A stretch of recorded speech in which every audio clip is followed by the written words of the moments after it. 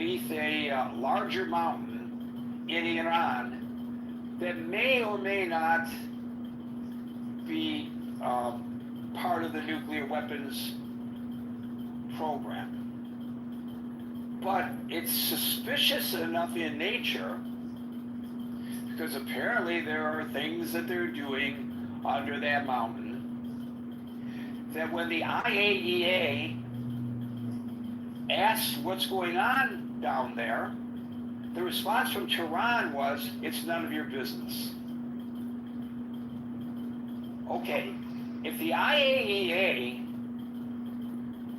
suspects that there is nuclear development, Iran is supposed to give them unfettered access. Not say it's none of your business. Started at 3:45, no jury present, and that's yesterday, Iran announced that it will no longer cooperate so they said tomorrow with the IAEA. But there are a lot of questions. And when you have the president saying that it's been lower than Cuban talk, either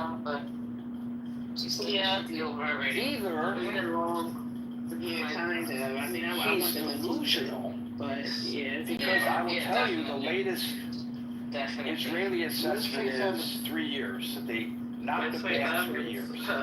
Now again, we're still talking about initial assessment, which would be a major victory to knock them back 3 years. Yeah, you think she has a bad voice? And you can always monitor what they're doing and take whatever remedial action you think is necessary if they try to rebuild it. Currently, I'm talking about, not back in the days, baby. Currently, no longer exists. She sounds horrible. So they try to put her on live on Instagram, and I said, please take this lady off the stage. Presumably the Israeli assessment is accurate. Oh, wow. Which is subject to change because it's still an initial popping her booty and dropping it. assessment. I don't know if you guys seen that on Instagram. So one of two things is occurring here. Either the president is delusional or he's lying. Is there a third option here? I don't know. And does it matter?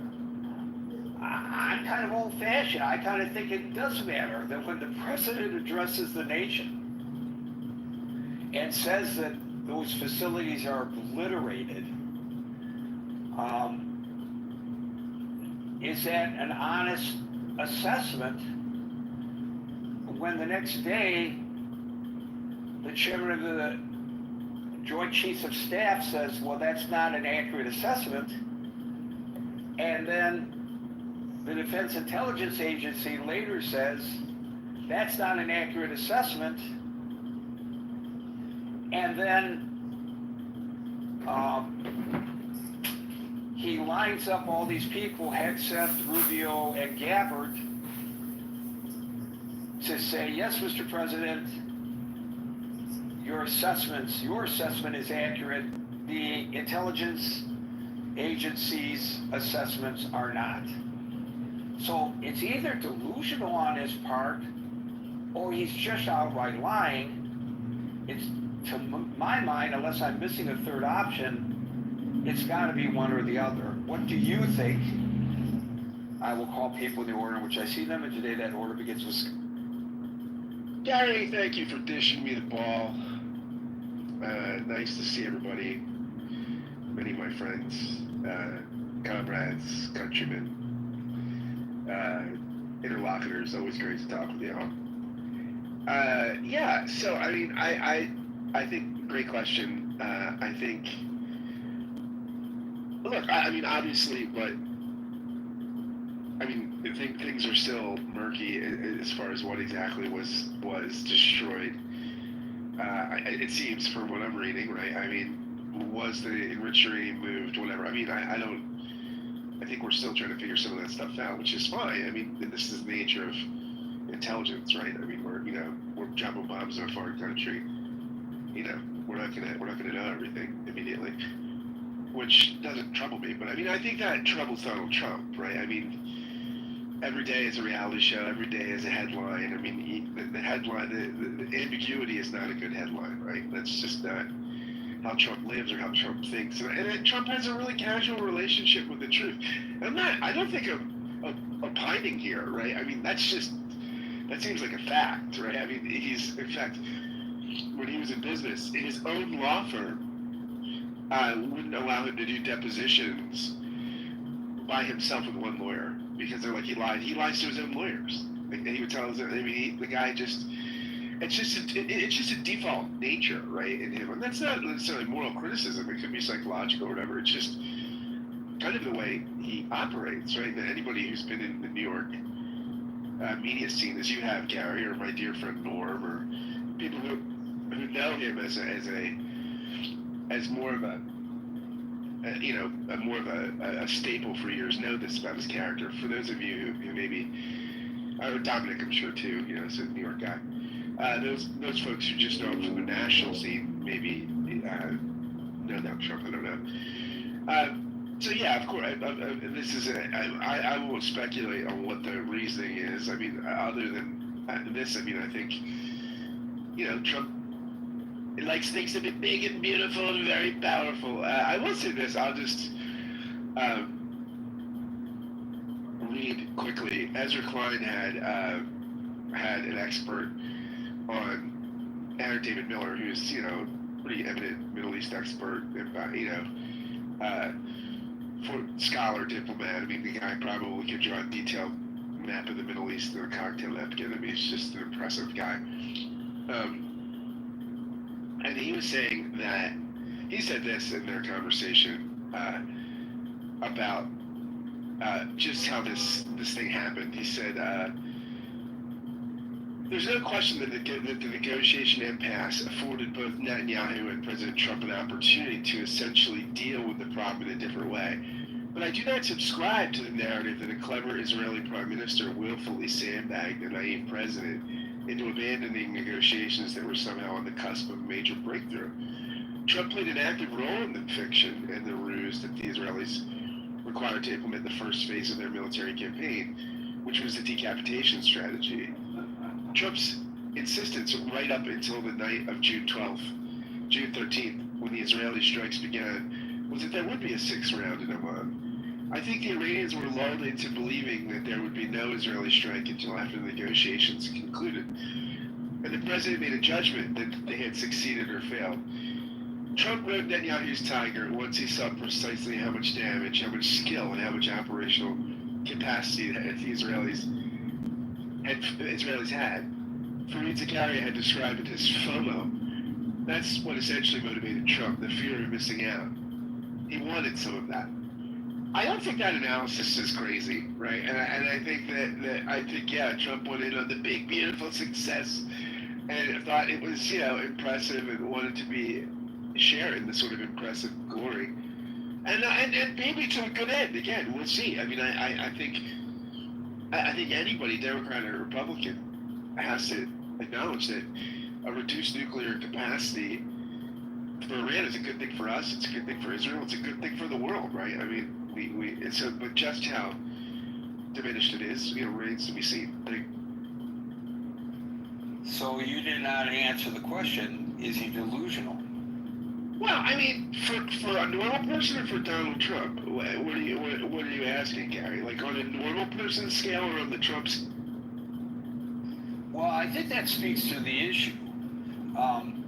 If you or I were to make such pronouncements, maybe somebody would say, "What are you talking about? You're delusional." But if Donald Trump does so, the default always is, well, that's Judge Donald Trump being Donald Trump, and maybe if he was Donald Trump private citizen or Donald Trump conservative radio show host, that would be one thing. But he's not. He's Donald Trump, President of the United States, right? Yeah, but what you say there, Gary, is key. There's two things that shield Trump here, right? One is there's no sense of shame in him, right? So most politicians caught in a lie, they feel like it diminishes. No, all politicians stretch the truth. All politicians exaggerate. These things happen in public life, but most politicians don't. Most politicians don't enjoy being caught up in deception. They don't like the credibility. They feel some shame. They feel some embarrassment. They try to walk it back. Trump's immune to shame, right? So that insulates him pretty well, right? And so he has no problem lying in the face of being caught in more lies. The second thing is just what you say, Gary. We deal with him very differently. We just when you just overwhelm public life with so much prevarication, you just can't handle it, and we're numb to it, right? So we do treat him very differently than any other politician, you know, and that's just the reality of the game. You can say it's a good thing, a bad thing, whatever, but he just gets a pass for in a way that no other president or most politicians just wouldn't get. I mean, so he has the capacity to say delusional things, to utter falsehoods, massive exaggerations. It doesn't pay the penalty that a normal politician. So that's a condemnation of the body politic, the population. Absolutely. Yeah. I mean, this is. I mean, his supporters love it, and we're fatigued, right? I mean, like people that aren't, you know, and the media. I mean, it's just it's a body politic. It's a complex phenomenon of the body politic, as you said. But I mean, and look, you know, if you were a politician without moral scruples, which I don't think Trump is immoral, I think he's amoral, right? He just doesn't have moral taste. Like people that don't have taste buds, kids, or their sense of smell, he just doesn't have morality. It's just so like people that don't have an ear for music. He just doesn't have a sense of morality, I don't think. It's just not a concept that he registers in, right? And so if I was amoral and could get away with lots deception and why wouldn't you do that? I mean, I don't fault him for you know, if you've got a superpower, use it. Thank you, Scott. Maybe someday we need to do a psychological breakdown of the population of the United States. Why this is acceptable behavior among many Americans, generally half of America. Interesting. Marshall. Because I don't believe the system works anymore. They're frustrated with partially with the lack of change, or like the pace of change. I think that's one answer to it. Do I think he's delusional? No. I think sometimes Trump just says stuff, regardless whether it's true or not. And I agree with Scott. He gets treated in a way that no other politician does. Is it fair that the President of the United States just says stuff? No, not really. Are we going to stop him from just saying stuff? No, never. We will have to deal with 3 more years of Donald Trump occasionally just saying stuff, regardless of whether it actually means anything. That obviously can have some effects to U.S. credibility, but sometimes the man just opens his mouth, and I don't know of a way to limit that. I don't know of a way to limit that. I wish it were different, Gary, but no, I don't think he's delusional. I think he wants a win, and the intelligence estimate saying we only sent them back a few months is not the kind of shiny win he wants. So he's willing to say that they're wrong to keep the idea that it was more devastating alive. Thank you, Marshall. Ants? Okay. First of all, Scott, if he's amoral, he has, like a man with no taste buds, he can't taste anything. He has no sense of right or wrong. I believe, and I'm not a psychiatrist, but I believe that's called a sociopath. So, legitimate question is, did the American people elect a sociopath? Quite possibly. Quite possibly. Yeah, okay, that's a good, hold a room on that, Gary, and let's get all the pop psychiatrists in here and weigh their opinion one way or the other. And it'll, but is Trump, I agree with Marshall, I certainly would not call him delusional. Bombastic, stupid sometimes, just flat out fucking stupid in using his big fat fucking mouth to say things that no president should ever say, absolutely. But I also agree with Marshall that we're going to have to put up with that shit unless we impeach him for the next 3.5 years, because he's not going to stop doing it. Now, I sent Gary an email that just about an hour ago. I am so tired of the negativity, and I'm not pointing just at this room, but the negativity of anything that Trump might think, talk about, much less do, is just heaped with negativity.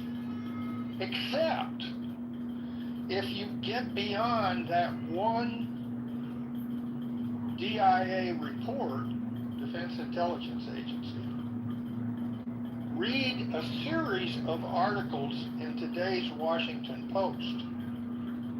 The Secretary General of NATO, and I'm not going to, he called him courageous and one other adjective that I've forgotten, but it was a very positive one. And he thanked him for taking the action that he did. Earlier, before the strike, the German Chancellor was thanking Israel for doing the dirty work for Europe.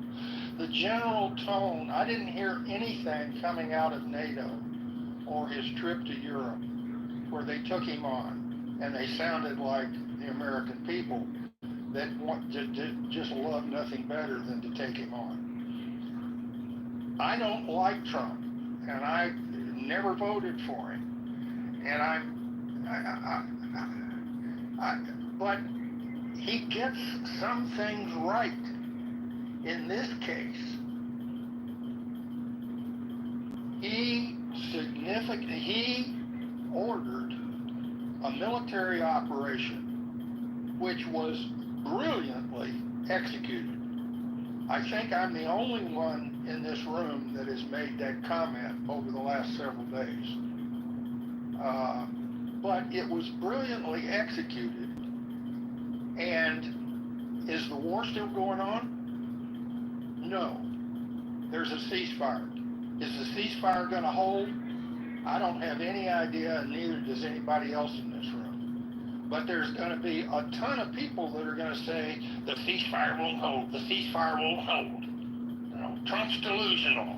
He didn't do anything. All he did was set him back for 3 months. Blah, blah, blah, blah, blah, blah. I'm trying to sound like Scott mimicking Trump, which disturbs me from time to time, but I'm not going to take Scott on about that one. I feel like I do a decent Trump answer. I mean, it's not terrible.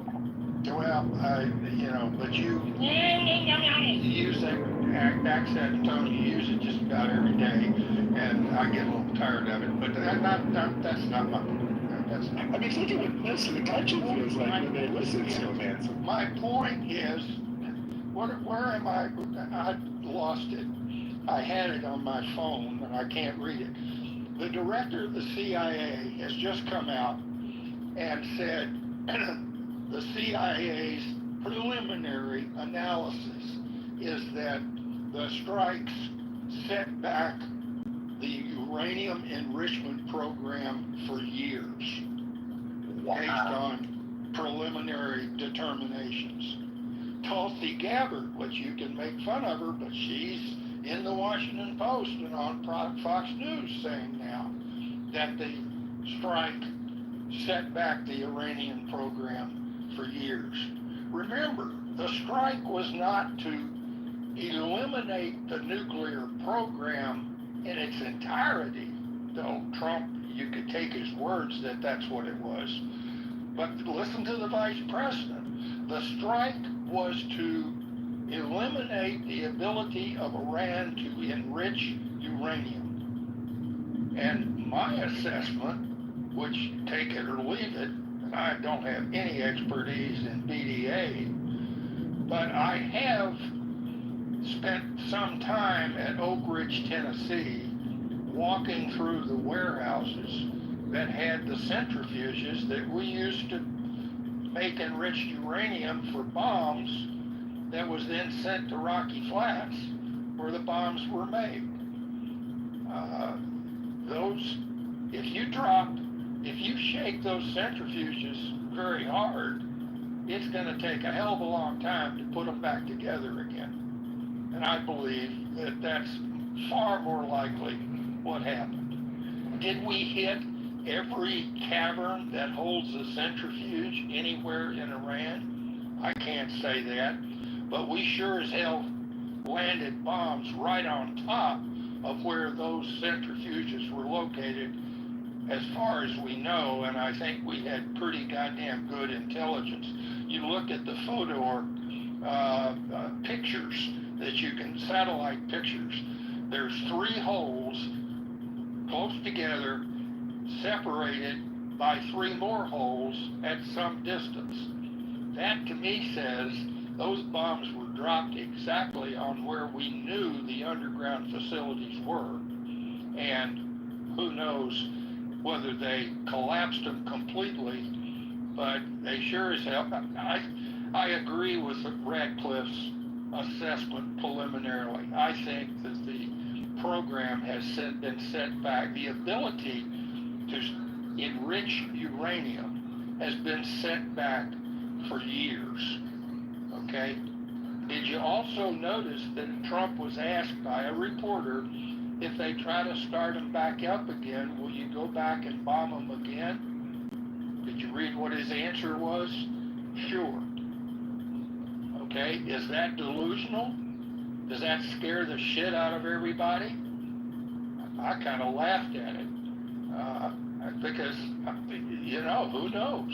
2 years from now, if there is sufficient evidence that there is massive uranium enrichment going on in Iran again,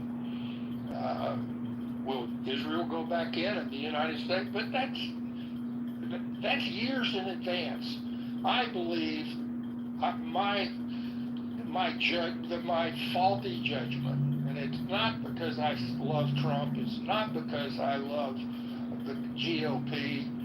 I do love the United States of America for all its warts and everything. And I say thank you, Mr. President. It was the right decision, a bold decision, and we can all keep our fingers crossed that we can carry through and sustain the conditions of no war between Israel and Iran and no ability to enrich uranium, therefore no ability to build a bomb for the foreseeable future. And that also goes to your question, Gary, of where is the 900 pounds of uranium, 60% enriched uranium. Okay, we can argue about that. Nobody really knows except some Iranians, and they're not going to tell us. But if they have 900 pounds of enriched uranium, they have no way in hell right now of enriching it to bomb-grade material. And that is a victory as well. So thank you to the airmen that conducted the strike and also the submariners. I would point out that as far as I know, in the history of the United States military, this is the first time that the B-2 strategic bomber system that's been around for about 35 years and the Triton strategic missile system have been used in a massive, coordinated, conventional strike. And if you think that's not hard to pull off, then I have to give you a classified briefing as to how hard to do that.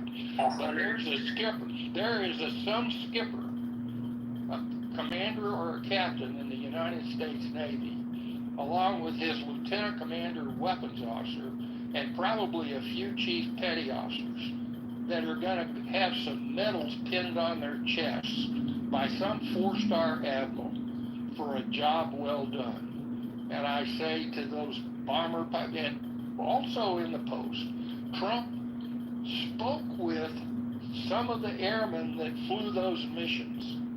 And at least the Post says they said they were really pissed off because some people in the country are claiming they didn't do their jobs. How do you think those men and their wives, men and women, there could have been a female pilot on one of those B-52s, I don't know. But how do you think those men and women feel when somebody says, no, you didn't do your job, you missed the target, you didn't do it, you only did something back 3 months, you guys wasted your time, go do something more important. Bullshit. I'm tired of the negative. So it's not a question of negativity. And there was no presupposition that this should not have been done, nor is there any presupposition that they didn't do their job. The question has nothing to do with that. The question has to do with whether the president's assessment, which he announced to the nation and to the world, is accurate, and if it's not accurate, is he lying or is he delusional? That's the question. And so I understand that you may feel, maybe because of your military service, that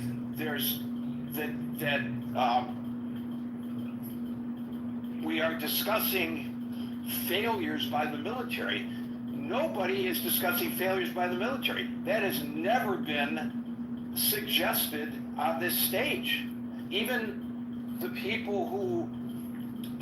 who have come to the stage in the past several days, who have opposed the action by the United States, none of them have said, well, they went out there and they missed the target and they failed or anything like that. That hasn't been uttered by anybody. And so I think that that's not a deliberate misdirection, but a misdirection from where we are. That's absolutely not the discussion at hand. The discussion at hand is the president's pronouncement, assessment to the world. I want to know, everybody wants to know, can they reconstitute? How badly were they set back? How long will it be before they potentially rebuild and start all over again? That's not a failure by the military. They were given the mission and they completed the mission, and I happen to believe it was a good mission. And I also believe that if in the minds of the military, both the United States and Israel, more needs to be done, then they should have been given the opportunity to do more. But that's just me. It is what it is, as they say. But nobody has questioned the military action and criticized it, not once on this stage, Hanson. Well, I would then ask you and Scott, is it within the realm of possibility that one or both of you can say right now, thank you, Mr. President, for ending the war, for getting the ceasefire, and thank you for doing your best to eliminate the nuclear threat from Iran? Well, can anybody say that? I'll say thank you, Mr. President. I appreciate it. He's not asking you to say it. 25 separate aircraft across 2/3 of the globe. I'll tell you, he's most impressive to me is they did it all without talking to each other, all in the middle of the night, all getting gas together. 125 separate aircraft. Imagine how hard that is. Nobody. I know exactly how hard it was, but that's beside the point. Anson, I'll say thank you, Mr. Trump. Thank you. Thank you. That's all I'm trying to get the point across. Okay, thank you, Hanson. You can be appreciative and thank the president for what he did, and also question whether the information he is giving us post-operation is accurate or not. They're not mutually exclusive avenues to pursue, and they're not married to one another in the manner in which I think you're trying to suggest. Infinite. Hey, Gary, everybody, how's it going? Like I said, I'm happy to say thank you, Mr. Trump, for bombing Iran. I lived in Lebanon for 10 years. I played professional basketball there. My family's from Lebanon. And, I've been to Iran a couple times for basketball. And, so just to say, I have a little bit of experience and history and friends in Iran for basketball and in the region. And I was there in 2006 when Israel bombed Lebanon, and it was very uncomfortable, kind of, not being in any way supportive of Hezbollah, but also really being uncomfortable being so close to bombs. And they blew up a radar installation, within viewing distance in one of the ports in Lebanon from where I lived. And it was the loudest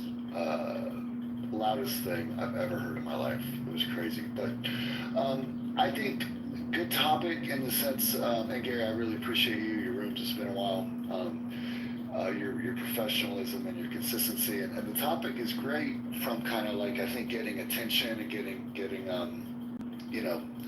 obviously so many people are interested in discussing, listening to it. But on the other hand, I kind of feel like it's noise, to be honest. I mean, Trump did something that has been talked about for forever.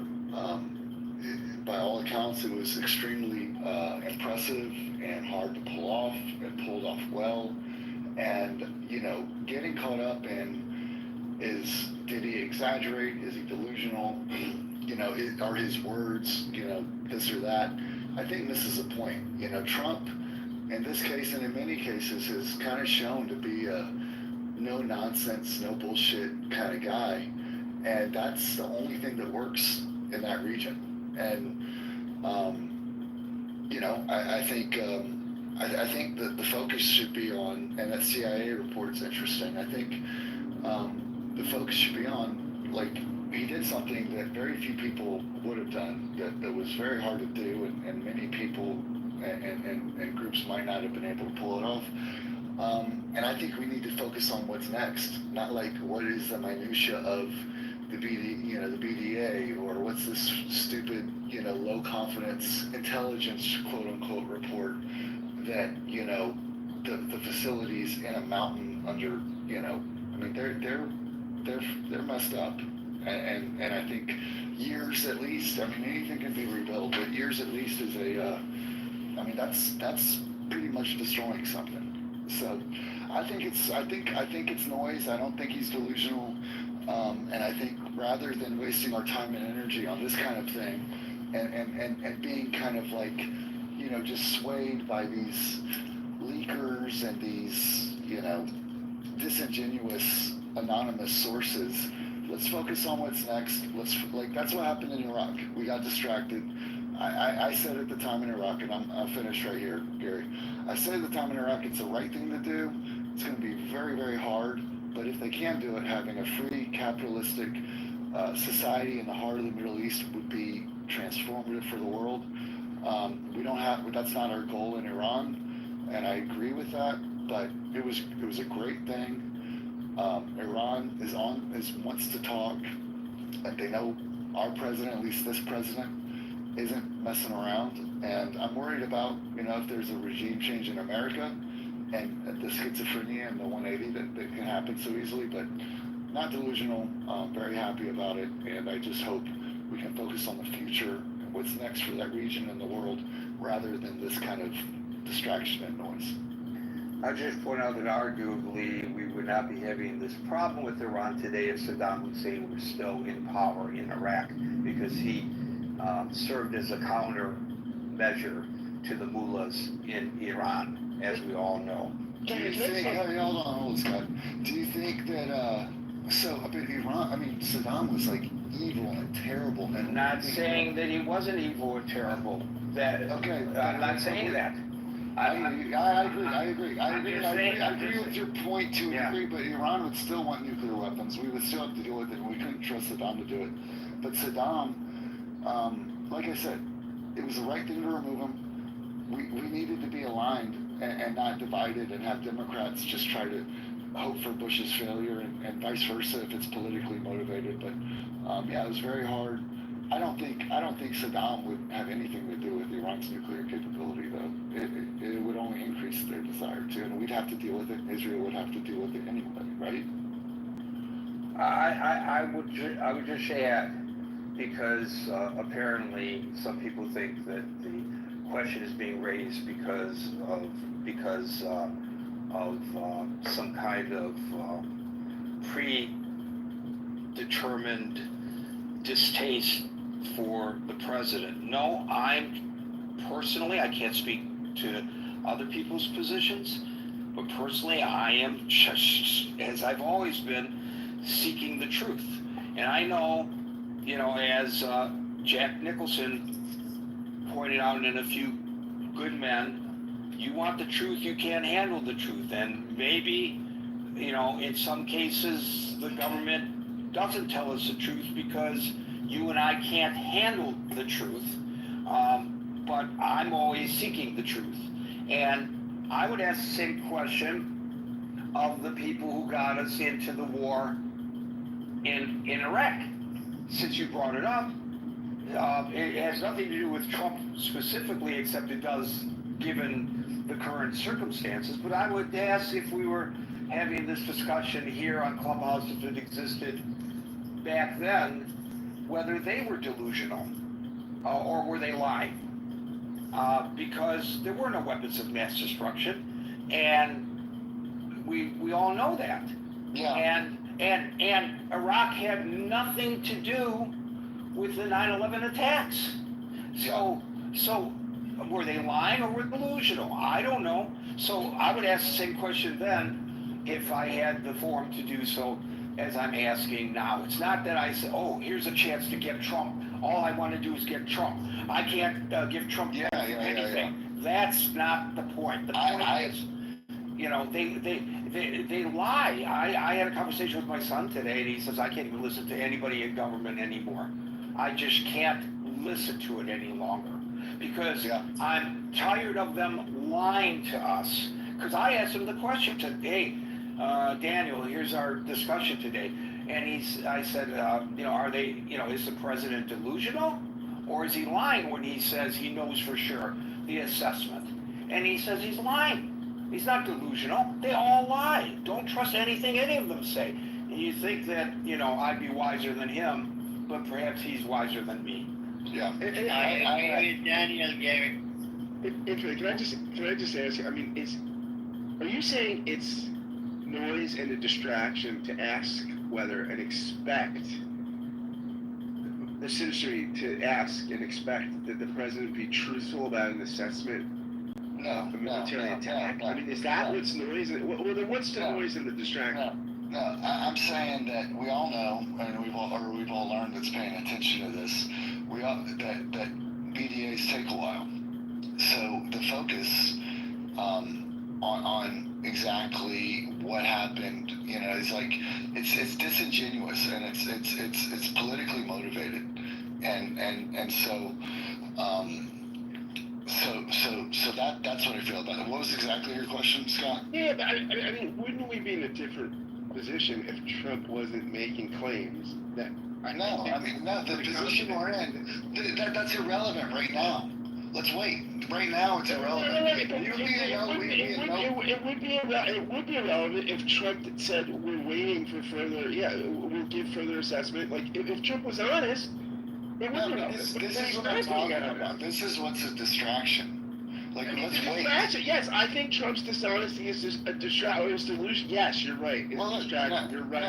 I couldn't agree. Scott, yeah, we can argue about semantics now and later. There will always be semantics. Sorry, what did totally destroyed mean? Did it mean 3 years? Did it mean forever? Nothing's forever, so nothing can be totally destroyed, so he's full of shit.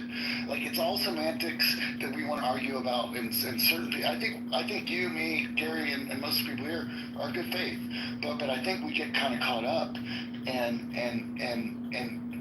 we get hoodwinked by people that are good faith to be arguing about this right now. Like, it was clear, Scott, yes or no? Did we? And I guess you can't know for sure. We can't know for sure. That's the point. But I mean, it's pretty clear we pulled off an unprecedented strike of immense difficulty and immense proportion. Now, what that proportion ended up being, actually, we'll see. But it was and awful. if Trump had said that, we wouldn't be having this conversation. Okay, but the president of the United States, on public record, didn't say that. It did say something that Gary, who's a pretty reasonable news guy, I think, is wondering whether or not it's fair to call him delusional, right? So now it's a public question. It's that we're not having this discussion because we're obsessive.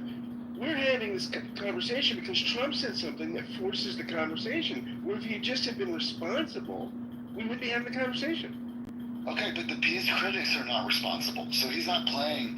He's playing in a pigsty.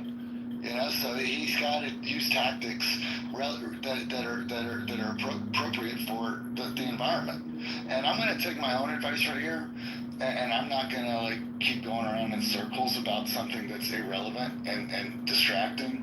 I will just end with saying I have friends that played for the Iranian national team. They're good basketball team. They're good guys. There's good people. And I wish the focus would be on how can we make their lives better now that we have clearly addressed this nuclear situation. Iran clearly understands how serious Trump is. Let's move to making the world a better place, making Iran as free and peaceful as we possibly can.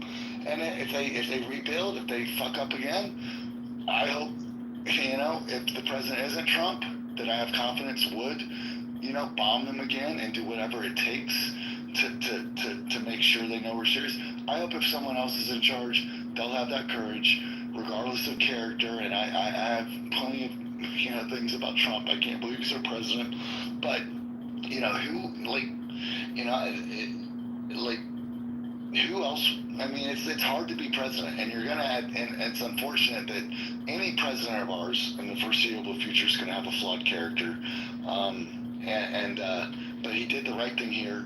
He's done the right thing a lot more, the hard thing and the right thing a lot more. It's kind of like than most people give him credit for, and almost any president that I remember has. It's kind of like, last thing I'm gonna say, I'm gonna listen after this. I have 3 young kids.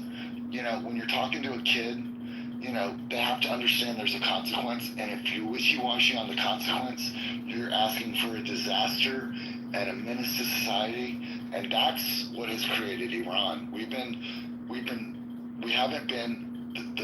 have not. They've been getting a pass for decades. Exactly. They've been getting a pass for decades, and I personally. This may come as a shock to Anson, I guess, and maybe to you if you think that the question is being raised for political parts of political reasons, which in my case not from you, Gary, but yeah, I know. Okay, but in my case would not be possible because I'm an anti-partisan. So you know, a friend of mine who I came up with professionally on the streets of Detroit with. He is a patrolman. He is a young reporter, and then me growing into being an entity as a reporter on the streets of Detroit, and he eventually becoming chief of police, Dr. Ike McKinnon. He always liked to say, "We are equal opportunity. We are equal opportunity lock 'em uppers." He didn't care the color of the skin of the person. If you were a criminal, the only color that mattered was blue, the uniform, and he was going to go after them. And he was highly respected.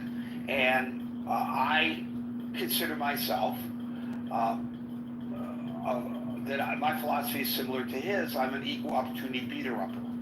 I don't care whether the person is Republican. I don't care if the person is Democrat. If they're wrong, they're wrong, and I'm going to beat them up. And I'm going to ask questions. And I think if you're going to make the argument that if somebody, and I know you say not me, but if somebody's going to question whether the president is delusional with his commentary about the success of the attack, is by asking it, that's for partisan political reasons, is what you suggested. Yeah. Well, then I will ask, well, is his assessment the night of the attack that it was a complete success. He used the term obliterated before there were even any satellite images, I think, of how successful it was. Maybe they had them, I don't know. But at any rate, was that politically motivated? You know? So, yeah. You know, I just think it's a little. Again, I think he's just missing the point just a little bit. It's kind of like I was watching The Last Dance, Michael Jordan 10-part series, and to make a basketball analogy, they were playing Utah in this 6th championship. They lost a game or something, but then they came back and they got up 2-1 with they won by 40 points. They 96 to 54, the lowest point total in NBA history. NBA history, not just playoff history. And it's kind of like if Phil Jackson said, "Oh, we've totally demolished them," like, you know, and they're like, "Well, you know, they can still win the series, you know." But okay, yes, but that game they got fucking destroyed, and they ended up coming back. They won the next game, and then the Bulls won in Game 6. So, but it's kind of like Trump. We fucking demolished them. We won by 40. We blew them the fuck out. They didn't even get a shot off. They didn't even take a plane. A plane didn't even land. Like, what happens in Game 2? And we'll see. But we beat the fuck out of them. We demolished them. We totally, quote unquote, destroyed them in that sense. And then now we're back to semantics. But the question is fair. I just think it's kind of missing the point a little bit. And I hope we can focus on what we can do for Iran and the world. Unfortunately, it's going to take patience. It's going to take focus. And what these kinds of conversations and questions do, I think it's good for someone like you to moderate them, Gary, because you are fair and you are an equal opportunity beater-upper.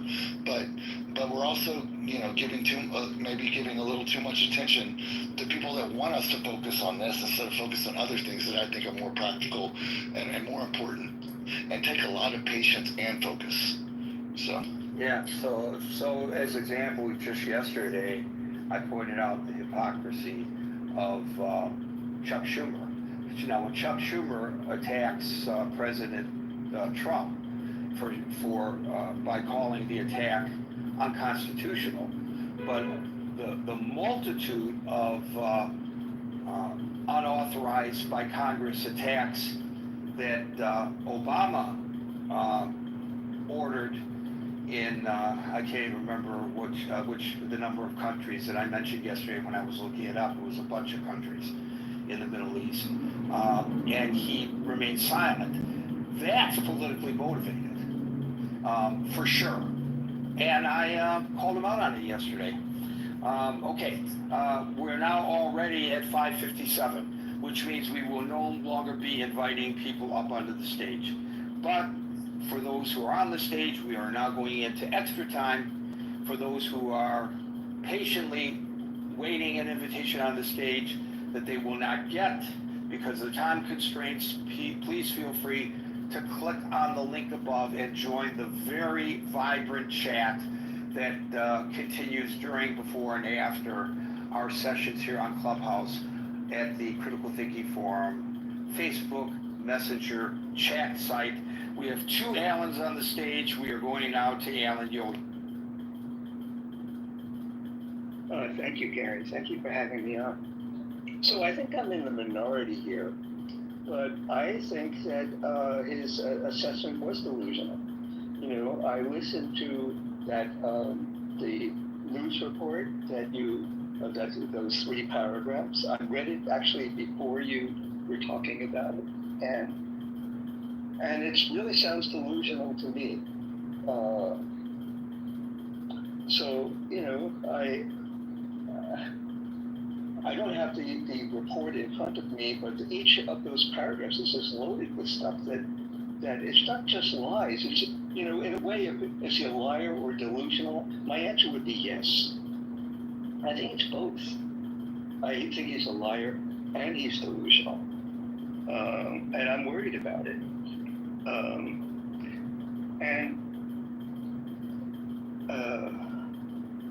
One second here. I'm having trouble. Oh, okay.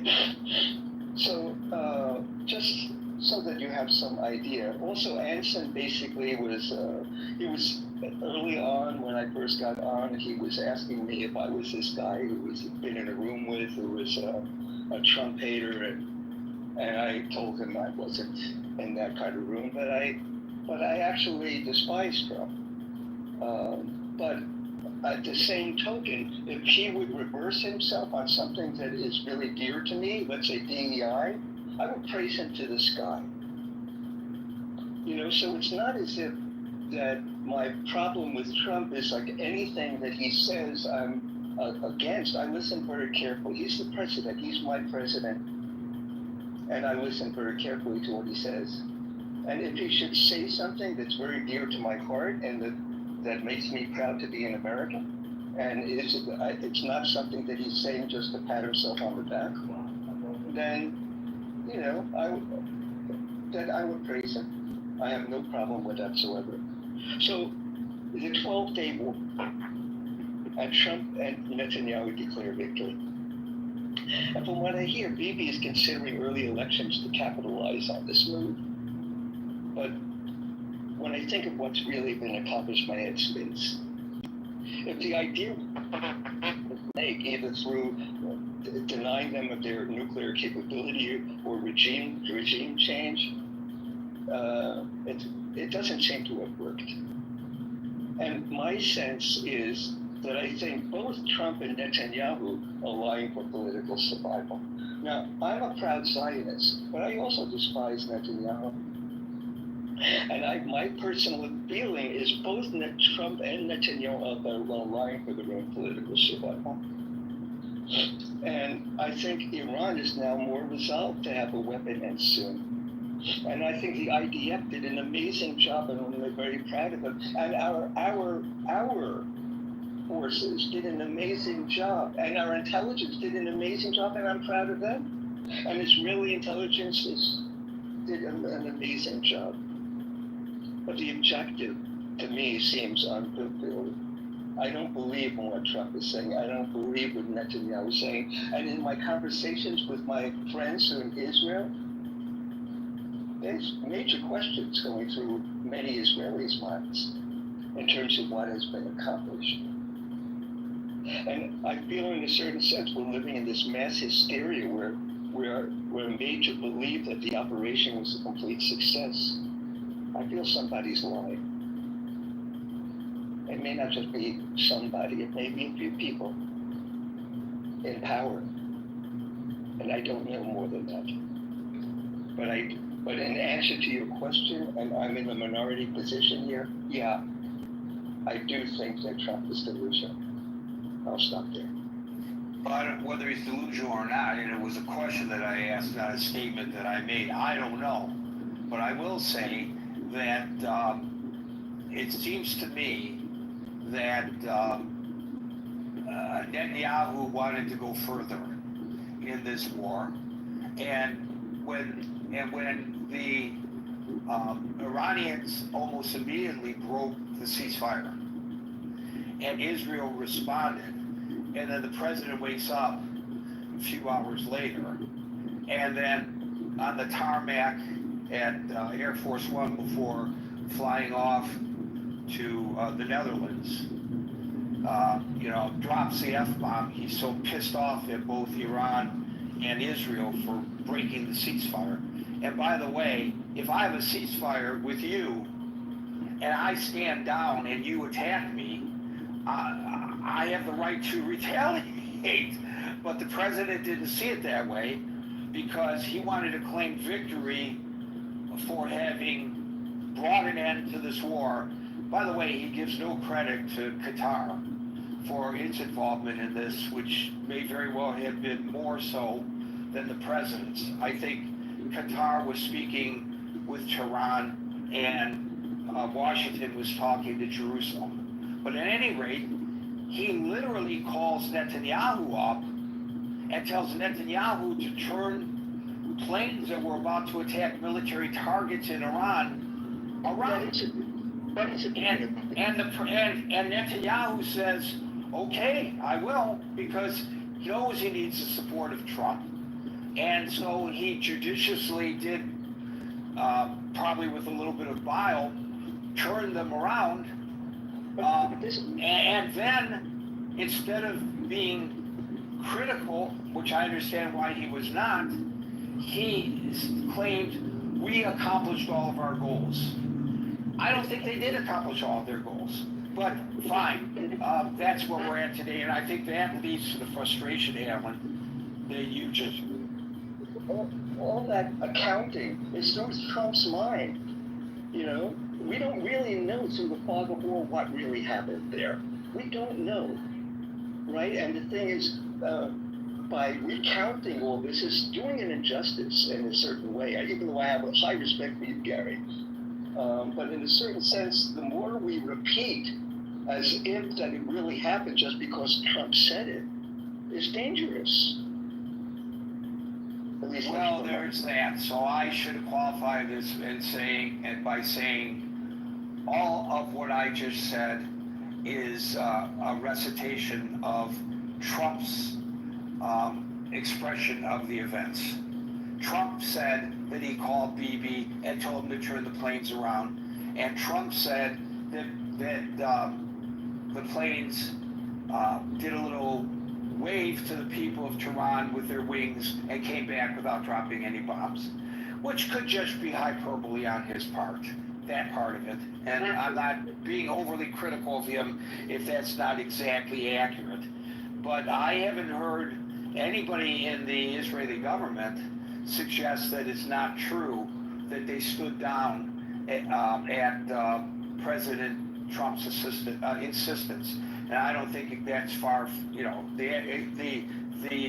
exact details of that, okay, maybe we don't know them, and maybe the president isn't being as forthcoming as we would like with the exact details, but I think that's basically what happened. I think it's been documented that planes were on the way and that they turned around. I believe that's been documented. So it's not just, you know, me reciting what the president said. I think there's documentation for that. Thank you, Alan. We'll go to Les. One quick thing, if I may.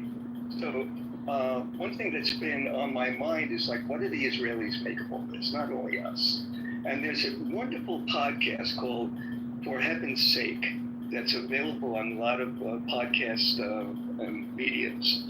And it's hosted by Yossi Klein Halevi, who's a great journalist in Israel, and Daniel Hartman. And these are very, very thoughtful Israelis who are trying to make sense of what's happening in Israel. And it's an idea, it's an opportunity to really get a sense of what do Israelis make of all this, which is us who are interested in getting a balanced view of this.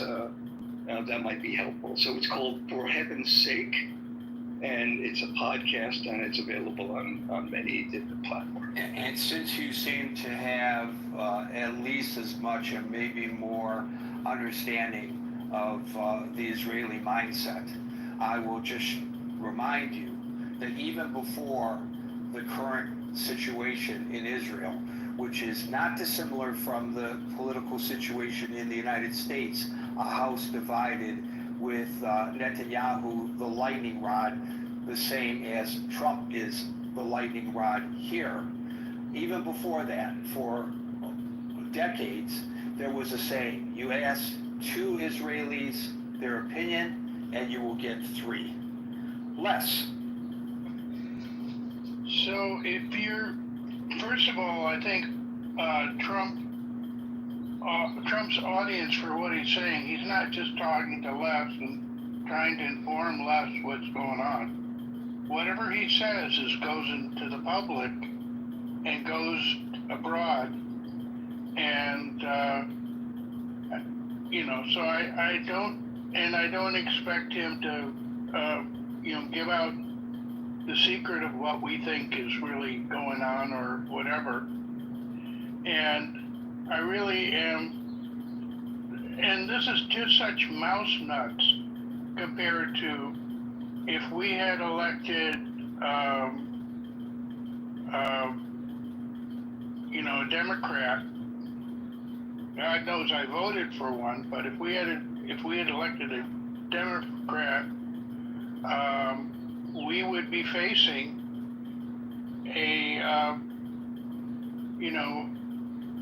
we would be facing a nuclear Iran on its way, and there would be so much dithering that they could run out the clock. And and you still have these Democrats that are saying, oh, we shouldn't have done that, blah, blah, blah. But, you're going to have to confront these guys sooner or later. And I'd rather have it where, they're not nuclear armed and they can't use blackmail. So otherwise they'll just take these proxies and have them do all this crap. And Israel has to be concerned that they've got the nukes. In terms of, at first I was thinking, well, we should get rid of the Iranian regime, but we don't know what's going to come after it. Maybe it's just the best that it be, weakened. We'd like to help out the people there. God knows how many people have been killed, that are not the right kind of Muslim, or, all sorts of folks got killed, and, where I live. Now all of a sudden, everybody who is a dissident that they can identify as an Israeli spy, and they get about a 5-minute trial, and they're sentenced to death. That's what's going on right now in Iran. Sure. And of course, there over the years there have been a ton of people that have been killed. I had a friend that was a Baha'i, and she was explaining what was happening with them, and then the Zoroastrians, right? And there are all sorts of minority groups. It's a mishmash, 60% Persian, and then other ethnic groups just kind of put together. The actual boundaries just set up by France and England after the war, without really seeing anything other than just a map. And but you just can't. We tried that with Iraq, where we kind of got rid of Saddam, and then we ended up with Iran controlling much of Iraq, and we're not better off.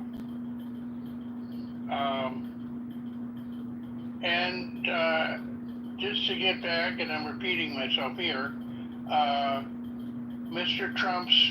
President Trump's audience for what he's saying is not just less, but for these kind of statements, they're for the world's consumption. And if Iran can make people believe that they have the weapons of mass destruction, or we have to worry about that, then they can hold us over a barrel. And that's what Mr. Saddam was doing too, right?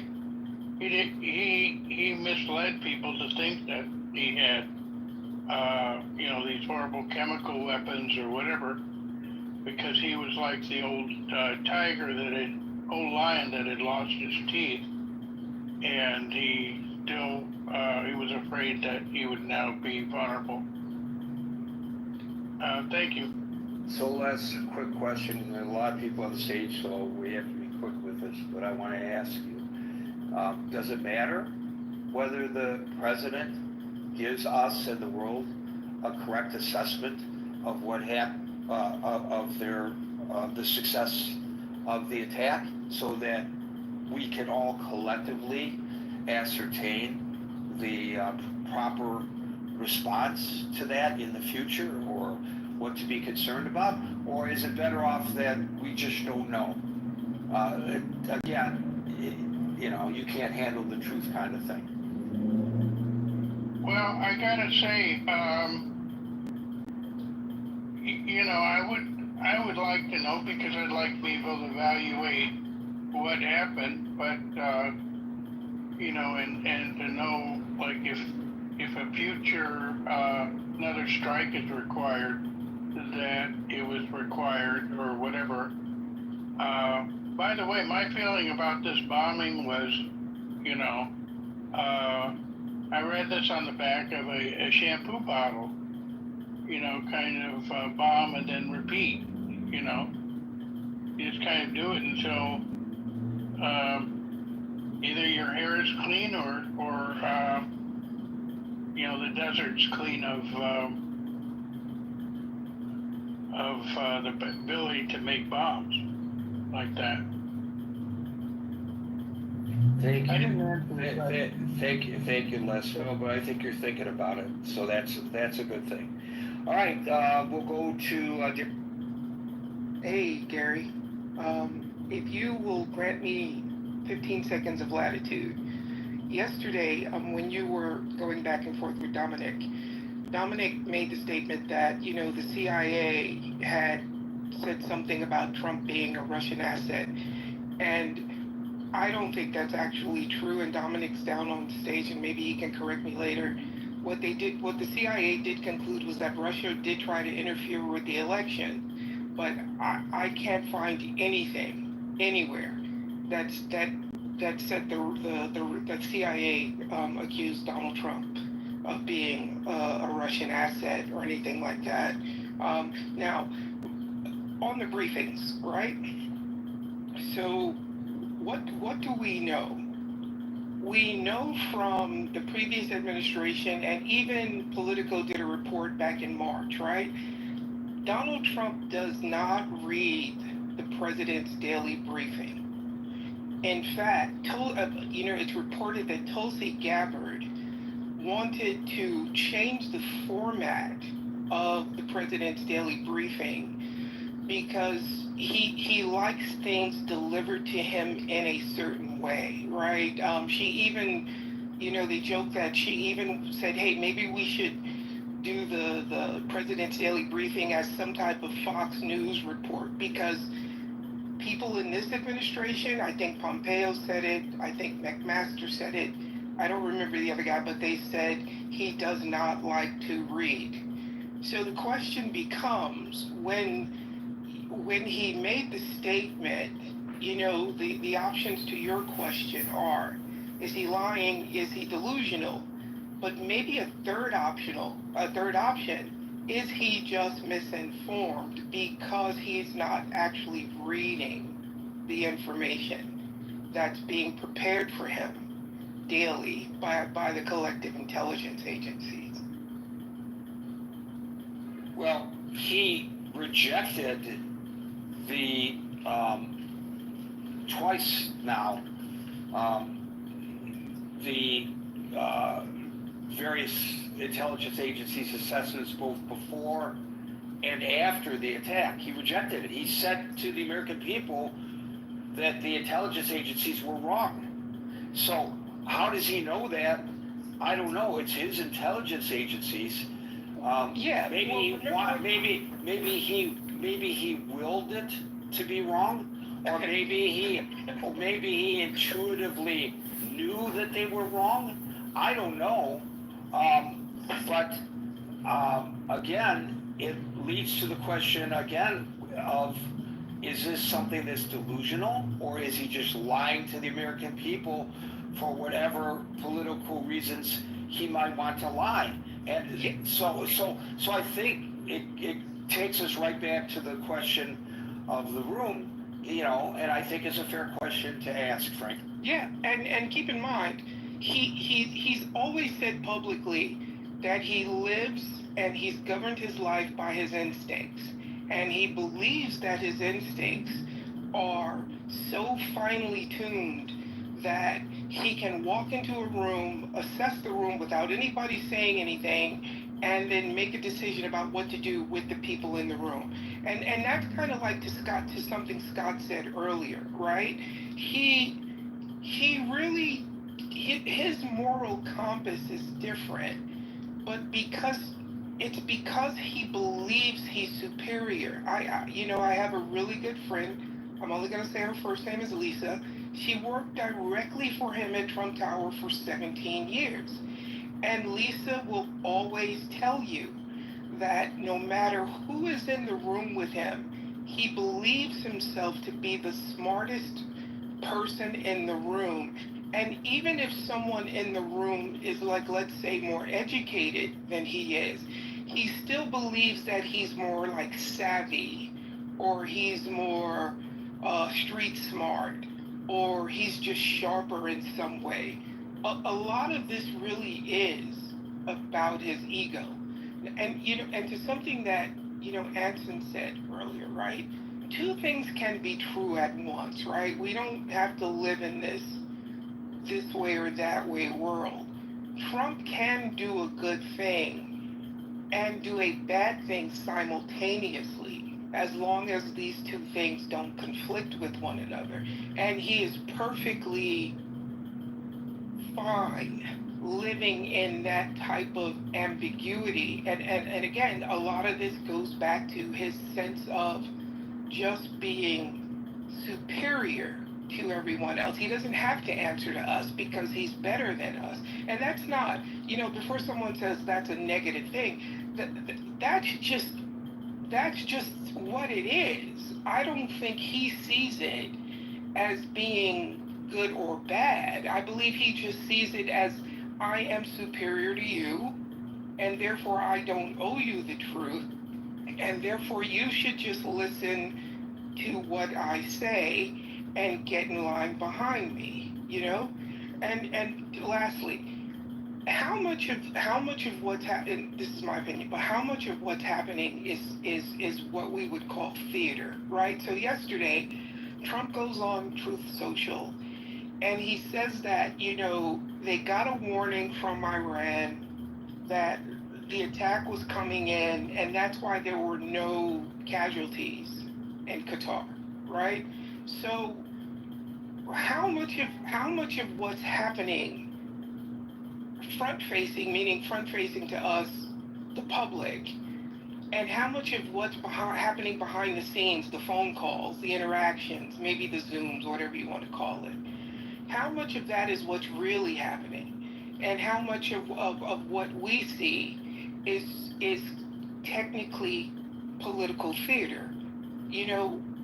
I don't believe that at any point Iran wanted conflict with America. Iran, the largest opponent to Iran in the Middle East is not Israel. It's actually Saudi Arabia, right? So Saudi Arabia, Jordan, Oman, they've all designated Iran as an enemy of their states. But what are the carve-outs that they've given Iran? Like agriculture. Iran is the farmer's market of that part of the world. And we have to be able to kind of say what is being said to us and what might actually be happening behind the scenes. The idea about the enriched uranium, right? So those are the buzzwords. But Iran has had a nuclear program for quite some time. Now it's they're enriching to like 60%, which could possibly be weapons grade. But the idea that Iran does not have nuclear capabilities in some way it's false. They do a lot. I think they use 20% enriched uranium in their medical studies. Iran actually uses nuclear power for electricity, all of these things, but the way the message is being taught is that we don't want Iran to have nuclear power in any capacity. I don't think that's accurate. I think it's been clearly delineated, even by the Israelis, that the peaceful use of nuclear energy ought not to be impeded. They did not attack those facilities at all during their raids, purposely. But what's the buzzwords about enriched uranium about that? Weapons grade. It's always weapons grade. It's always weapons grade. Yes. Do you think, I guess my question, if I can just engage with you for a sec, do you think the average person distinguishes between weapons grade uranium? Yeah, I think people understand that nuance, yes. You have more faith in people than I do, Gary.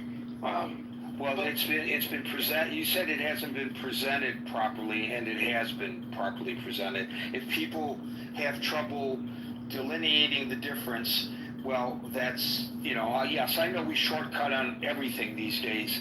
Ever since Twitter, it's 140 characters. Now we know everything. Sort of like the president's briefing, intelligence briefing. Yeah, and I go back to that. Is he actually reading the briefings? I doubt it.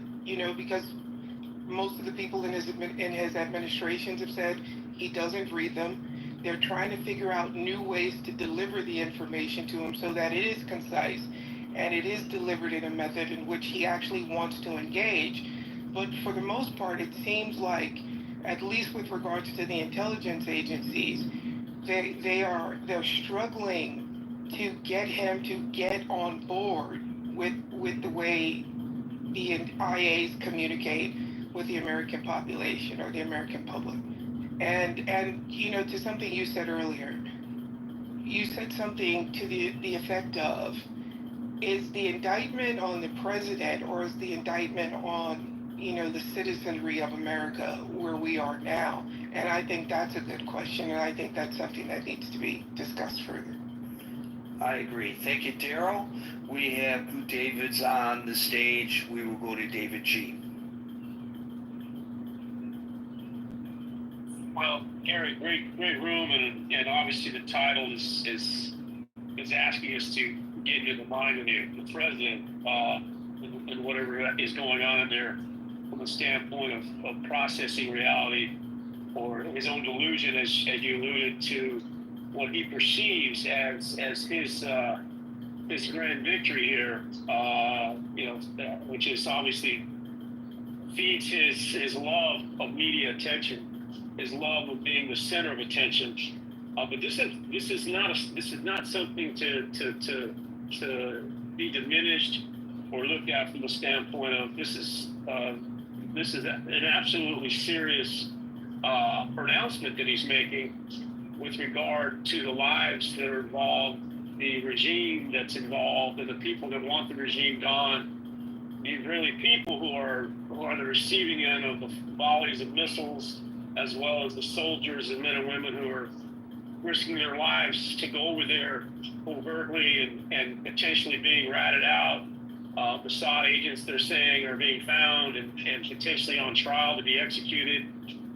So we're seeing a regime response as well that's going to treat everything like guilty until proven otherwise, and responded in kind with these executions that happened today or yesterday. But there's a lot of, what's interesting is that while the optics for the president are important, and obviously the leak that came out from his intelligence apparatus, while embarrassing, I think it was essential because he's not listening to the experts, Gary. He's not listening to the intelligence, and he doesn't want to message the intelligence in a way that makes it look like we have a lot more work. Well, he doesn't want to rely on the intelligence if it disagrees with his preconceptions. He will embrace it when it's aligned with his view of things. He does, Gary. I sent you something in back channel from the BBC. You might want to take a look at it.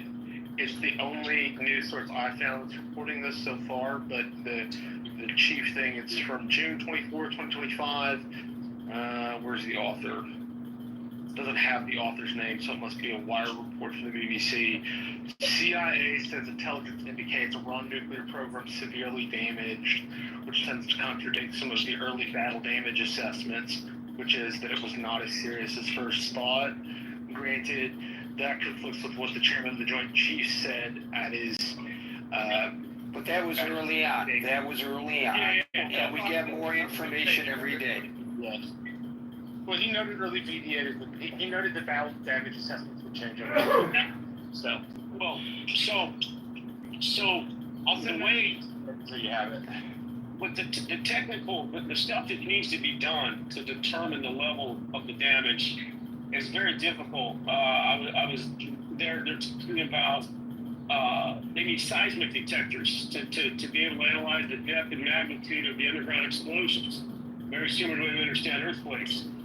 They're talking about sniffers to look for radiation, which international inspectors say they have not seen. And then there's these sophisticated sensors, these LiDAR sensors that detect that light detection, which can provide, and then which can provide 3D maps using laser pulses from aircraft and drones to look inside the mountains.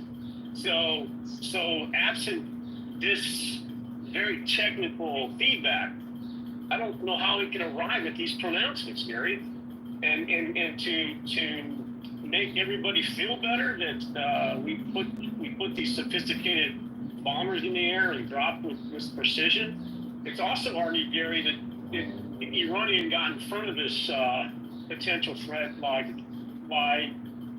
being on the front end of innovating very hard concrete. Popular Mechanics had a great article that I posted in other room today, that spoke to how strong this new cement is with regard to beating back the bombs. And the fact that they haven't seen any subsidence showing that there's been an implosion inward says that there's a lot of structural damage that's still intact, or a lot of structural infrastructure that hasn't been affected. So, I don't know what his motivation is, Gary, why he has to speed this up as fast as he is to arrive at this sort of definitive outcome, which we know is way more complicated and intricate. And I think the American people aren't stupid. They're not going to just buy into something that is as involved as this. And then of course you have the regime and the enrichment, the high levels of enrichment uranium that are supposedly being secretly guarded or hidden, and they can still sprint to a bomb with some of this stuff. So, and we're now pushing the regime into a corner where they're seeing their only way that they can potentially defend their regime is to go get a bomb now. And I think negotiations is the only way to get them back into the sunlight so that we can try to counteract it. Because future bombing and war, unless we really get in there with boots on the ground to eradicate every component of this regime, we're not really getting it done. This is not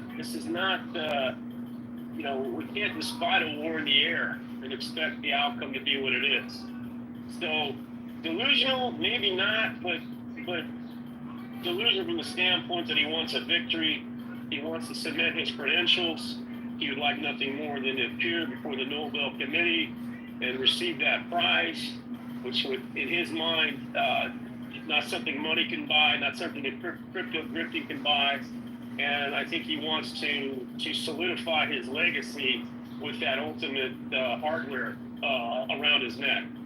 But we'll see if that can be accomplished. And I'll end there. So I think it's interesting, thank you, David, to contrast his position and that of Netanyahu and the Israeli government.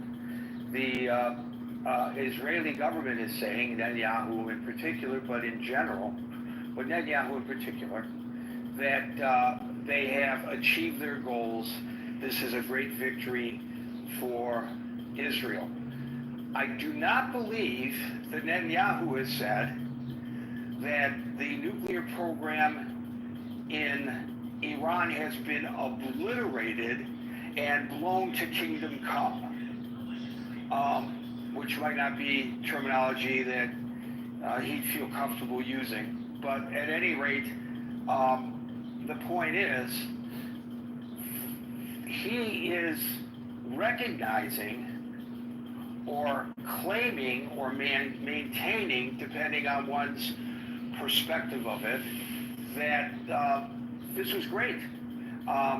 And it could have been done without the help of the Americans.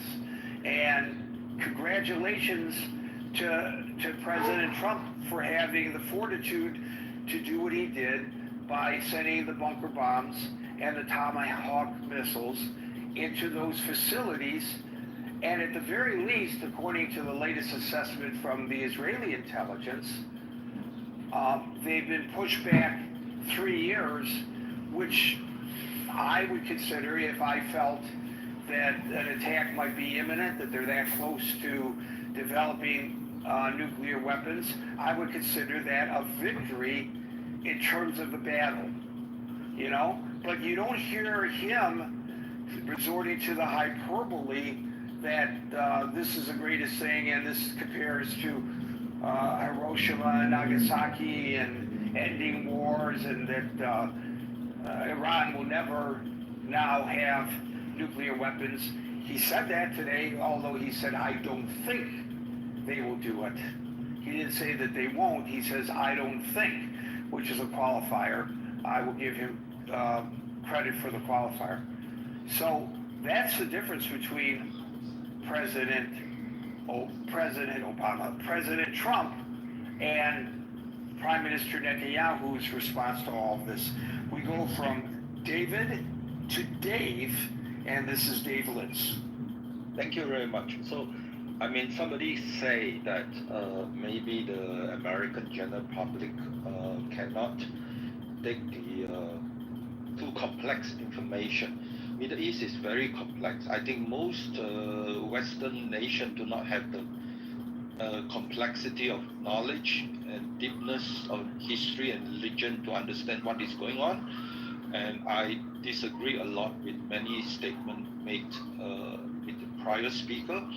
I think I start with Anson, which I think agree in many sense because he's an expert, and as an expert for other area, when I recognize expert, I totally respect for the deepness of analysis. Just want to point out that I repeat yesterday what I say, I repeat what Anson has spoken. There are two clusters of attack on the nuclear site, right? 3 holes. When you see 3 holes, each hole 2 bombs, right? That means you have double guarantee, right? Each 2 bombs per each hole is sufficient to go down to 90 meters. But I have put in extra effort. I have found 3D schematic of that site, and there is a thick layer, very thick layer, enough to prevent nuclear weapon. That means if you drop a nuclear weapon, it's likely it will hold, right? And therefore, I think the expert understand this, the military expert understand this. So they punch through the 90 meter, and then they put another hole, punch through another 90 meter, and then they put another hole, punch through the 90 meter, and all these 3 explode below all the thickness that is enough to prevent damage by nuclear weapon on top of it, right?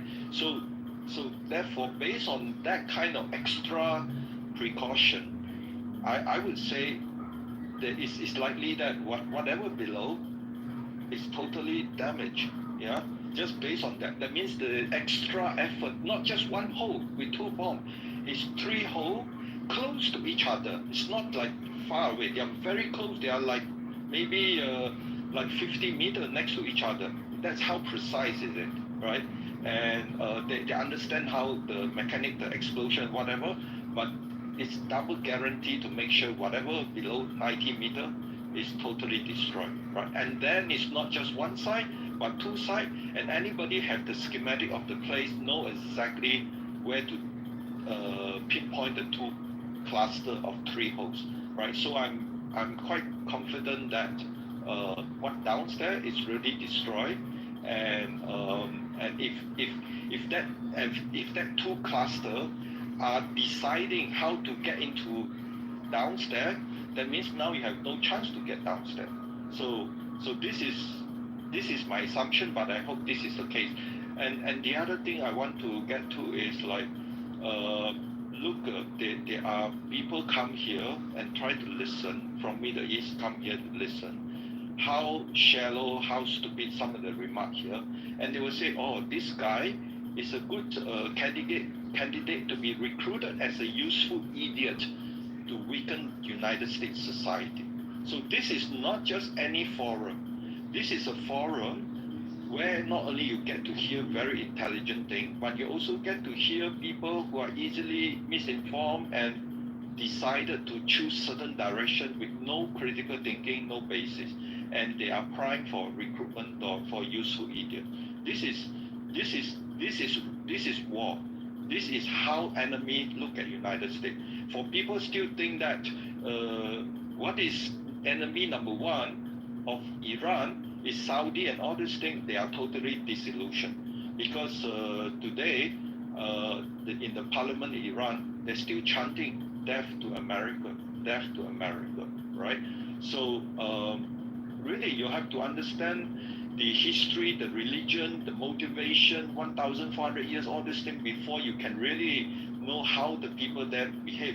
I think one of the guy, I can't remember his name, Limit or whatever, he played basketball and he said correctly, this is the only way the people in that region understand strength.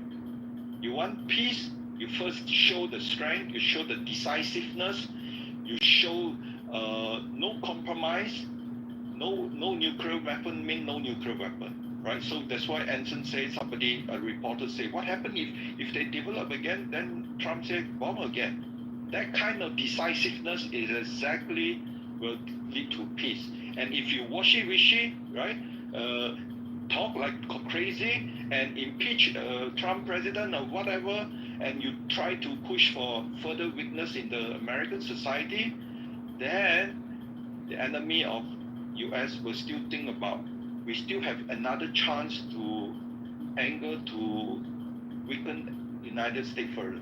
That's why what go on here is very important. We must emphasize critical thinking so that we have a chance to help others who still not sure to find the truth. This is a platform we must push for truth or we will not have the peace, even we have all the military might. Thank you very much, Gary. Thank you, Dave. Howard. Hey, Gary, how are you? I am Peachy Kino. Good. I know we're short on time, so I'm going to be really brief, and I'm sorry that Anson's not here because I did have some feedback from my perspective on, I felt somewhat of a myopic and kind of antiquated Cold War 1970s worldview. You know, it is possible that uranium can also be used for dirty bombs and suitcase-sized bombs. It's not like that they're all only going to build big missiles with a delivery system, so I just wanted to point that out.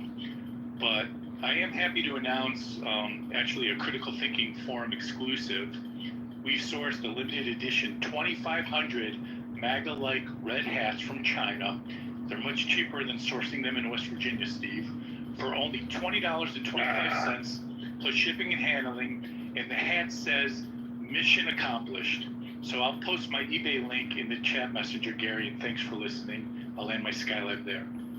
American capitalism at work with the assistance, of course, of slave labor in China. Thank you. You are a, as Mark Levin would say, a great American. Dominic. Hey, Gary, I'm going to be quick because I want to hear from Steve. 2 points. I forget who was talking. He said I said something wrong yesterday. If I did, I apologize. But I went back and looked at some reporting. So I went back to Maggie Haberman. I think she was working for the New York Times at the time. And Maggie published several stories, basically, that challenged the narrative presented by the U.S. intelligence community regarding President Trump's connections to Russia. And she positioned herself as an independent voice, which I respect. And then there's another reporter, and I'm trying to Miranda Devine. She worked for the Post. And she spoke quite openly about the work of the FBI, the Steele dossier and the work that the CIA did in collaborating with that report on Donald Trump. So I'll just leave it there. I don't want to take any more time. The main point I wanted to mention, Gary, was the apparent lack of interest in the leak that CNN got, which was a leak of classified information. And I was trying to see if CNN had actually received the document. Did they actually receive a classified document on national security? And apparently they did not. What they reported is that they had reviewed the document, but not had actually received it. Dominic, isn't receiving a crime? No, it's not. No? Okay. No. Well, no, receiving is, reviewing is not. And so I went back and I took a little bit, because the report that was leaked was published on the classified intelligence network called the Capstone Network. It's called CapNet. And whoever leaked that information to CNN apparently got it off of CapNet, which is where this preliminary document was published. And apparently, the government knows everyone who logs on to that network. So the investigation is going to be taking place as to who gave that information to CNN. And the question I have is, I wonder why CNN didn't tell the people that the document was classified intelligence, and they did not report when they gave us the information about what it said. They did not say that it was surreptitiously obtained classified intelligence. And I think that is, Gary says I could criticize journalism. I wish they would have told us that. Anyway, that's it. That's all I got here. Thanks a lot. And obtained surreptitiously. I'm going to look that up and see whether that's true. And I wasn't being critical when I said, did you critique the media? I just made a statement of fact. Steve, and then Alan, heads up, you follow Steve, and you are our final word. Steve? Yeah, Gary, before I comment on anything, I just want to preface it by saying this. When I lived in North Carolina, one of my really good friends, and helped me get into computers, I later worked on a regional team, was head of electronic warfare at the Special Warfare Operations Center. Now this guy is a guy that when Delta Force goes out, he's the guy helping them with everything they need electronically. And me and him was having a general conversation one day. And what he told me, which he had no reason to lie, he's a good guy, straight up with me. We have stuff that if the American public knew about would blow their minds. So before we start saying that Trump's being delusional, and before we start talking about all these bombastic things that we attribute to this man, there's probably stuff that he's receiving in the Oval Office in real time and after the strike that is beyond probably our wildest fantasies to imagine. So before you paint this guy as being out of touch, delusional, you got to ask yourself this: do I know the capabilities of the people that's giving him information? Do I know their complete capabilities? Do I know what they're able to give him? And before you start saying that, stuff like he doesn't read his intelligence report, this was one specific event that he's locked in on with his generals, with his intelligence people. It's not like you're reading a review of all the things going on all the way around the world. No, you're locked in on one thing, and it's very important to him. So before you could call someone delusional, you'd have to have all the facts that they had at your disposal, or else you're being delusional in your assessment of it. And I'd just say this: But I don't think and I don't think we should, because it compromised national intelligence. We have no idea what their capabilities are. We have no idea in real time, or maybe within a few hours, what the capability of the military and intelligence agency is to assess it. Furthermore, if we're talking about it's totally destroyed, I think he's probably referring to not that they tend to move 60% uranium around somewhere. I think he's probably talking about the production facilities that was going to take that uranium and turn it into 90% weapons grade. So, but this is so atypical of this thing with Trump. You know, Trump does some bombastic things, but he done one thing right here, and we're trying to uncover every rock, we're trying to uncover every leaf to find some way to assassinate this guy's character. We had a problem in the Middle East. We got people saying death to America. We got a regime that's working on ICBMs that could hit the United States. We got a country that's trying to destroy another nation with any mechanism possible. And we finally had a president that said, instead of dancing with the guys and sending them money and trying to placate them, said, look guys, you're going to do this or else we're going to take you out. And that's what he did. So I think before people pronounce that all his words are delusional, you might want to just consider that.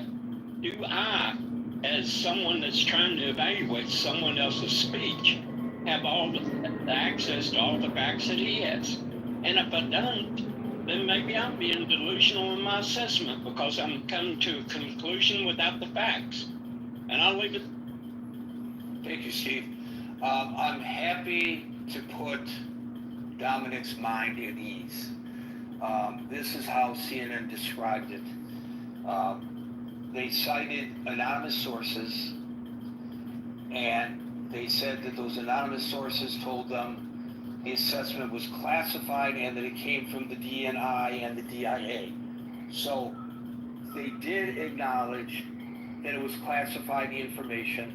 They also, by the way, repeatedly called it early intelligence assessments. In fact, even today, they are referring to the intel that's coming in as early. So you use the term surreptitiously. I don't think that I can find any place where they actually use the term surreptitiously, but they did note that it was an anonymous classified preliminary report that was leaked to them.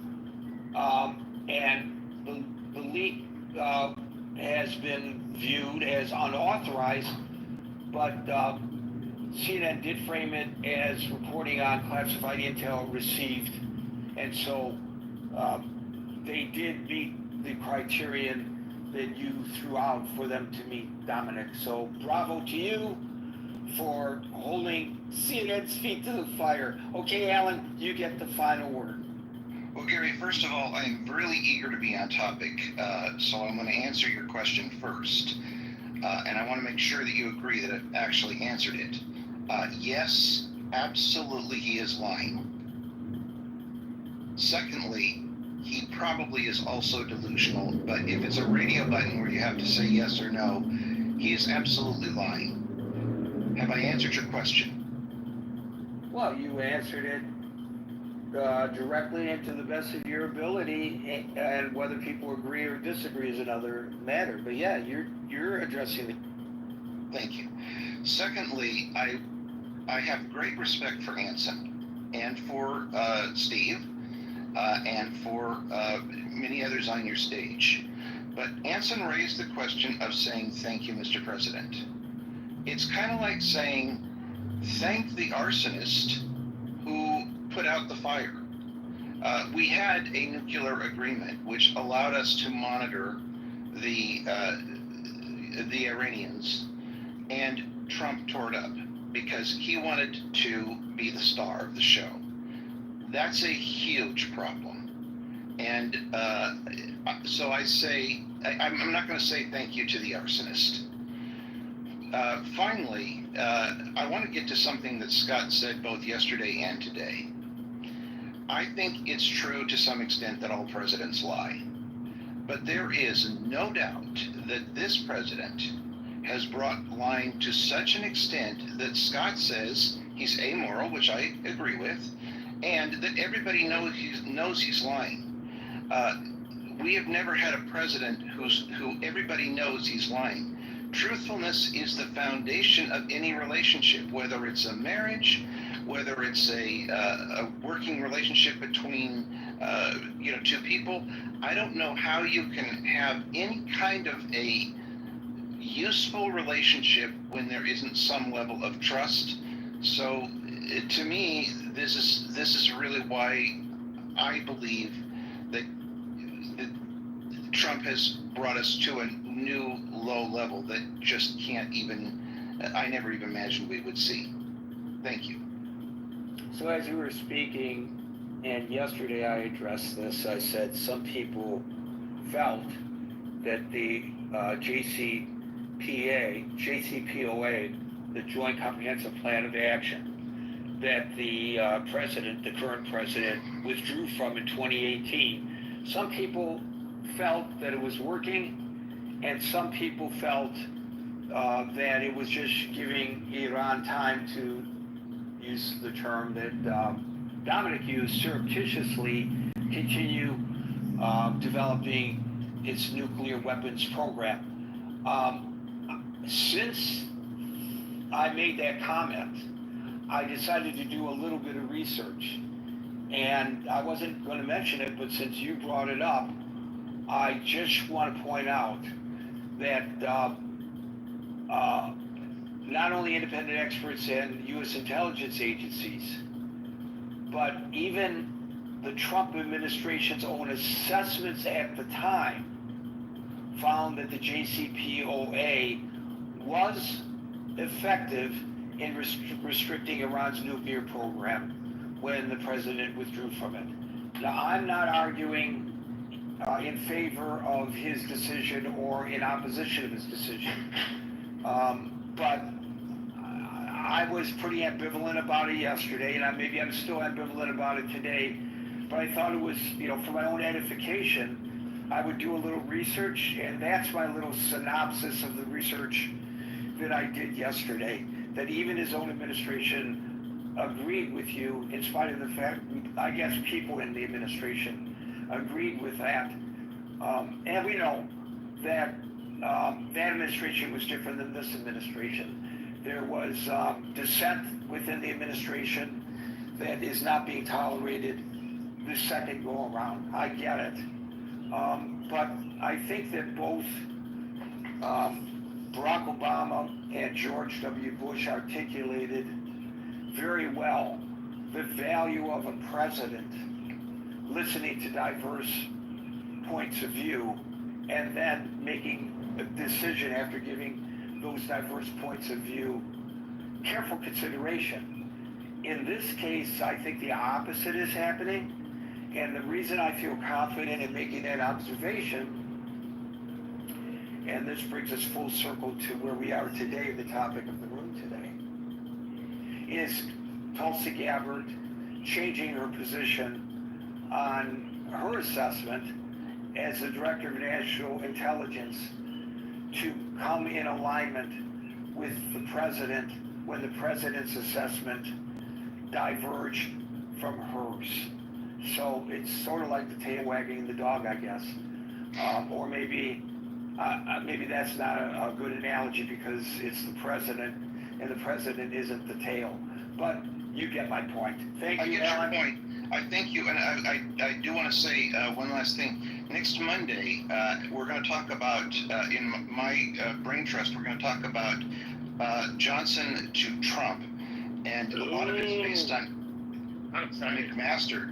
Yeah, it's going to be very interesting, so I want to invite anybody to come to that. Thank you, Gary. And you have to say when that is. That will be after your room on Monday afternoon. It'll be at 4 Pacific, 7 Eastern in the Brain Trust. Well, you better hope that I get out of here by 7 o'clock. so that I can actually. I won't come so that we don't talk too long. Thank you, Gary. Okay, thank you, Alan. Well, it is about almost 7 o'clock, so with fingers crossed, we are here Monday through Friday from 5 to 6 p.m. New York time, so until 5 p.m. New York time tomorrow. For the next edition of the Critical Thinking Forum, everybody be safe, be well, and peace out.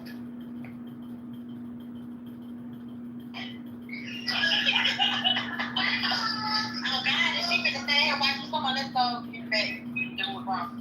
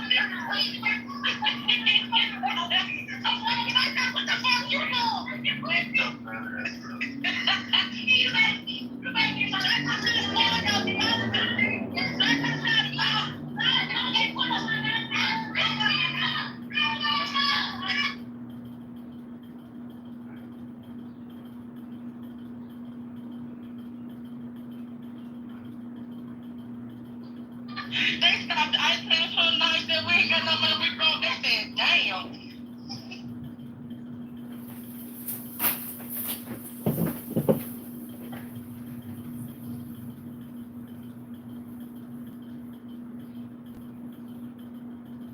Impressions, right? No, you're not. Impressions? You're not doing that. In your 4 or 5 years. Wait, this guy doesn't even know what he's talking about. You doing 10,000 impressions a week? Yeah, like views, impressions, whatever. But the point Views and impressions are two totally different things. You don't know what you're talking about. Right. I'm not upset. I'm just saying that's a Rabbi, discrepancy. Rabbi, I looked up your entire history. Stop your fucking bullshit. Stop lying. I'm very calm. Just stop lying. Stop lying. Yeah. And what I'm saying is, when you think about the next 3 years, there's no bigger product or service than me, right?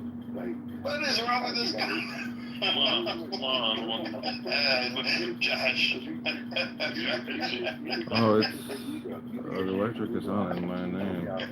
No, you're nothing. You're nothing. Whatever you're saying means nothing. You are nothing. The reality is the population is going through a phase of transformation, right? The electric is on in my name. In the way it's never been marginalized in human history, right? Through automation, with technology, and global outsourcing. So the American citizen has to recreate themselves, right? So I come in and say, hey, you know what? The mechanism of recreation is through the soul. Unfortunately, our society has deified the soul. Can you tell me one of your accomplishments inside of this radio ever since you went there? I became a rabbi. I mean, I became an international personality. Oh, and there was no electric. No one moved down. Which anyone can do. No one has moved down. That's not international, buddy. I'm in Canada. I'm in the U.S. You're in Canada. Since you I left. keep up to get to Jerusalem.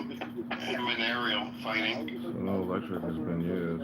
I was on whatever TV I was on. Come on, I'm dominating the Buddy, you are a black person inside of Israel that is being used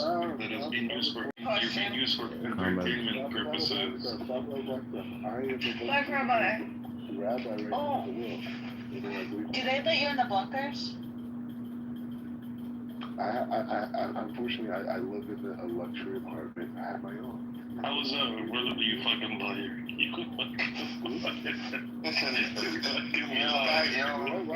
I'm serious when I say he's not in the same reality as the rest of the world. Rabbi, what's your most viewed video to date? Surely as we love. That's a good question. I think I did a video with Dr. Abramson, who's the dean of Touro College. I think we did something. I think he did like 150,000 views or something. So it's on YouTube. I would call. And I did another video like a few weeks ago on the Temple Mount here in Jerusalem. I think we did like 60-some-thousand views. But I'm not a rabbi, except I'm a rabbi. I'm a teacher of Torah. I'm not getting these types of No. I'm just going based on. I would call I'm just going customer based service. on. You said you get a lot of views and impressions. That's one. That's it. That's all. For your I never said you were a there. rabbi. Yeah. So no, but I'm just saying like that. No rabbis give me such numbers. I do a podcast. Or even preachers, unless they have mega churches, right? Is it Dr. John Abramson, by the way? Dr. Henry Abramson. Henry. And I think the title is Black Jews and Their Place in History. It's like a historical document. I mean, he's a historian, I'm there. But I'm doing like podcasts, like 3 podcasts every week. That's what I'm doing. I'm going 10,000 impressions, 10,000 views a week.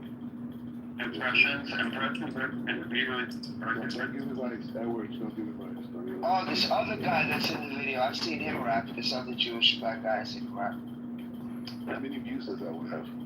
150,000, but it was 4 years ago. I thought it was more recent, which is fine. 150. Yeah, but I is 150. I did one like a couple weeks ago. I was saying on the Temple Mount. Let him give you his YouTube channel. Yeah, my YouTube channel got classes on it. Give it to him.